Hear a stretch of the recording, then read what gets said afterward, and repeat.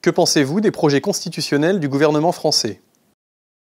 On ne sait pas exactement à quelle sauce nous allons être mangés, mais ce qui est certain, c'est que ce qui est en train d'être mijoté dans les arrière-cuisines de l'Élysée sent très très très très mauvais. On nous a appris, là aussi tout est fait pour que les Français ne s'en rendent pas compte, qu'il va y avoir un projet de réforme constitutionnelle. Le projet de loi va être publié aux alentours du 23 décembre. Je ne sais pas si vous vous rendez compte. On va bientôt voter une réforme constitutionnelle fondamentale. Je sais pas, moi, ça sera peut-être un jour la suppression de nos libertés publiques qui nous restent. Ça sera peut-être aussi ratifié le 25 décembre à 11h du soir. Enfin, qu'est-ce que c'est que cette histoire ? C'est absolument inadmissible d'organiser un processus de modification constitutionnelle, bien entendu, sans le référendum des Français. Ça sera par l'article 89, c'est-à-dire entre copains et coquins des Républicains, de l'UDI, du MoDem, de ELV, du Parti Socialiste, tout ce petit monde va fricoter ensemble, va se réunir à Versailles, dans notre dos, et puis ils vont décider des choses. On ne sait pas exactement ce qui se passe. Paraît-il que c'est pour consolider l'état d'urgence. L'état d'urgence, j'ai déjà dit plusieurs fois ce que j'en pensais. Je vois d'ailleurs que la Ligue des droits de l'homme, le syndicat de la magistrature, à leur tour maintenant, se sont montrés de plus en plus inquiets devant cette extension ad infinitum de l'état d'urgence. Nous tirons la sonnette d'alarme. On va essayer, bien entendu, de suivre ce qui se passe.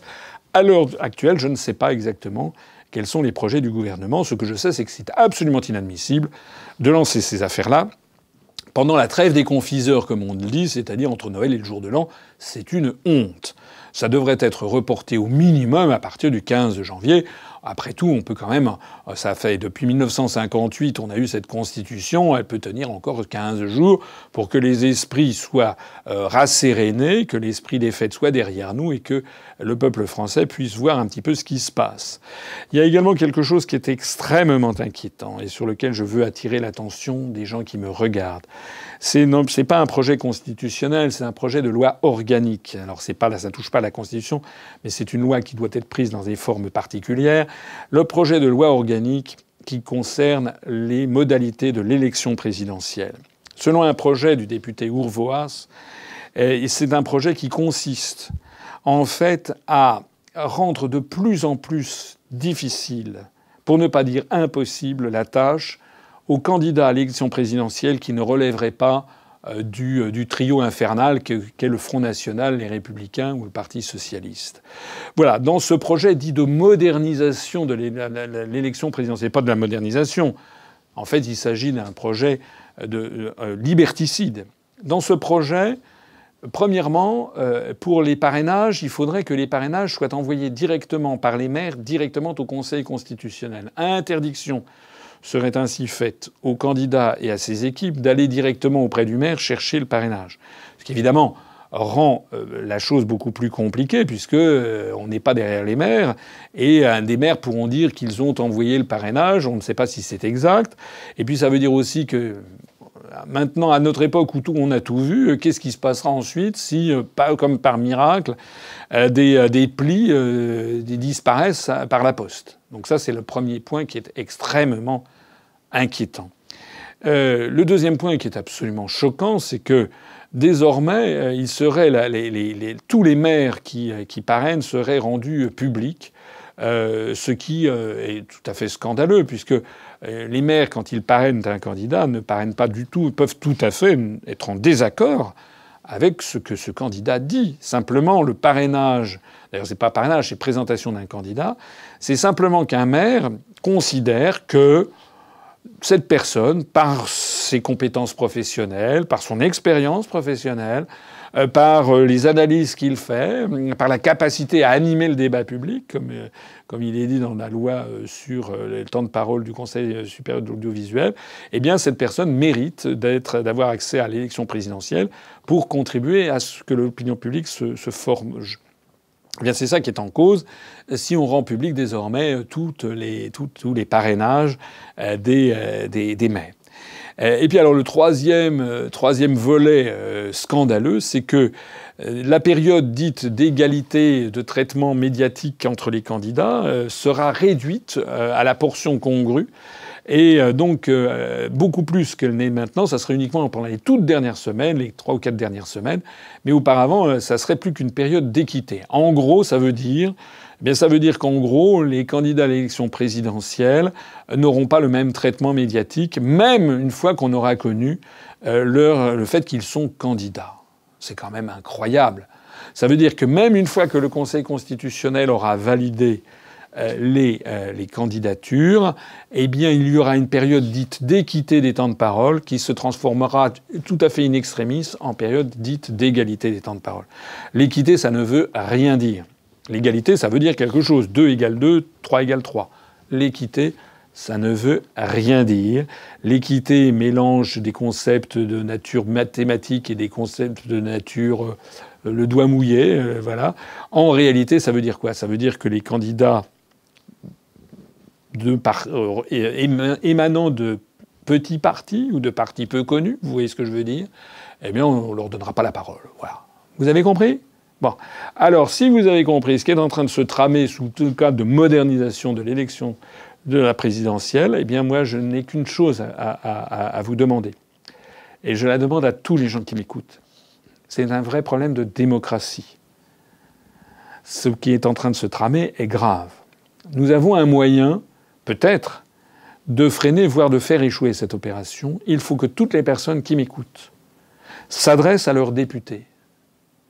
Maintenant, là, pendant la trêve des confiseurs, comme on dit, et que pendant cette période, aillent voir son député, ou le téléphone, ou lui écrivent, chacun d'entre vous, dans les 577 circonscriptions de France, en disant « Monsieur ou Madame, il va y avoir un projet de loi qui réforme l'élection, les modalités d'accès à l'élection présidentielle. Ce projet de loi est liberticide. Nous vous demandons de ne pas y toucher. Le système actuel, en gros, donne satisfaction. Pourquoi voulez-vous y toucher? C'est encore une fois pour qu'on ait plein la tête de Madame Le Pen, Monsieur Hollande et Monsieur Juppé. C'est ça qui est voulu.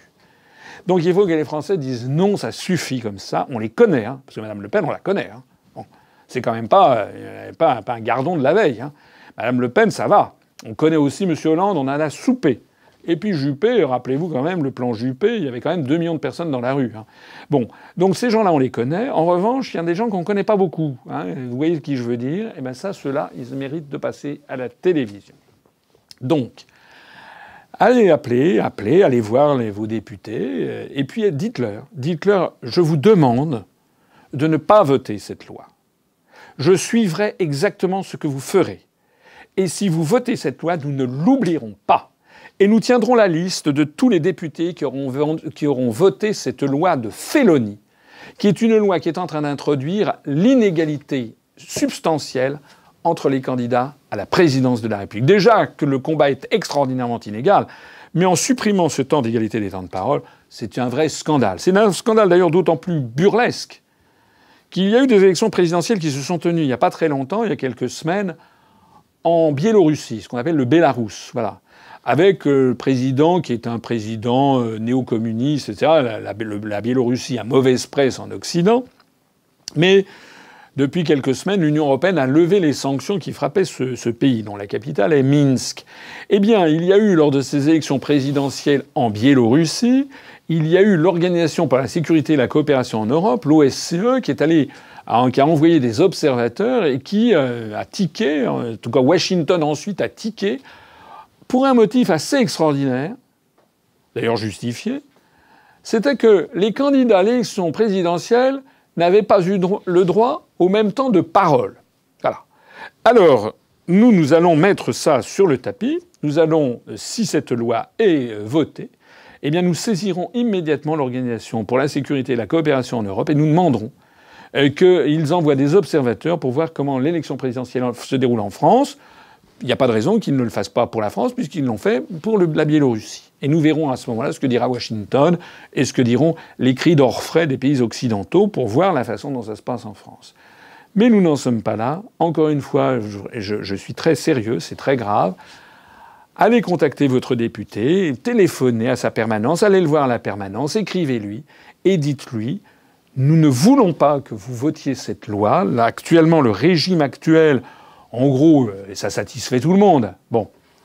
Ça n'a pas empêché M. Hollande d'être élu, ni M. Sarkozy. Donc c'est quand même pas un processus spécialement révolutionnaire. Mais arrêtez. Ne poussez pas la corde trop loin.